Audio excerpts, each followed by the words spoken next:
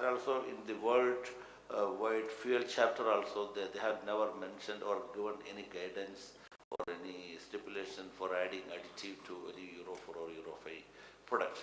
Typically, all refineries are handling this type of products, and maybe we are handling the other products like low conductivity products, benzene and those type of things.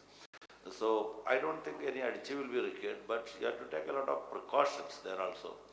See, like that when you are loading a tank truck or tank wagon, and during the loading you should not insert your measuring instruments, maybe a tape or a thermometer or a sampling can inside that thing.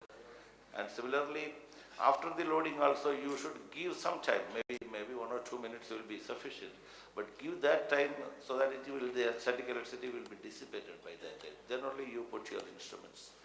So that way it can be avoided. And of course, yeah.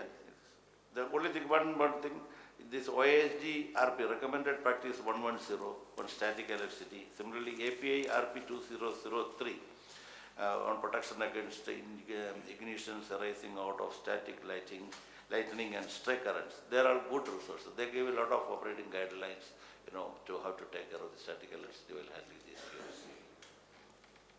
We'll take one question from other section, that is the question number 2.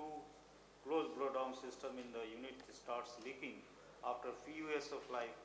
How is it routinely inspected and maintained at other refineries? So Manoharan, you'll respond to this. Yeah. Closed blowdown, of course, many times the problems comes when they leaks. Many refineries have faced these problems. I think the root cause, if you analyze the reason, is the quality of construction. When you are laying the pipe, the wrapping coating has to be done properly. That's one reason. Yeah. Second one is the operational. Means you should not drain hot liquid in the CVD lines, because the wrapping coating cannot handle more than 90 degrees centigrade typically. So you have to ensure that whenever you are draining, you should not be draining very hot material, and you have to give their procedures will be like that. And in our refinery, we use 1 or 2 things. Maybe that may be very handy. Means that will be useful in avoiding any non-compliances of these things. One thing, actually, we use a portable cooler.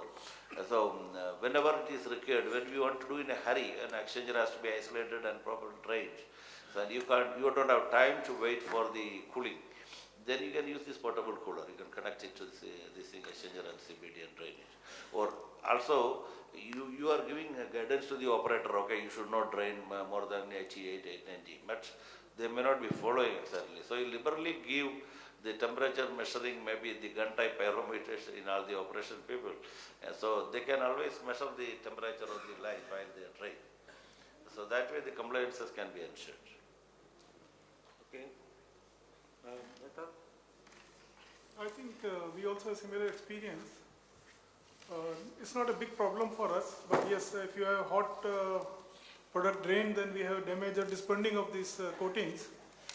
And we have not found any technique where you can really do the inspection. So this is a hard way that we need to do a sample basis of these lines before the shutdown and see how the thickness, and based on that we decide to excavate more or less. That's the way we're going about it.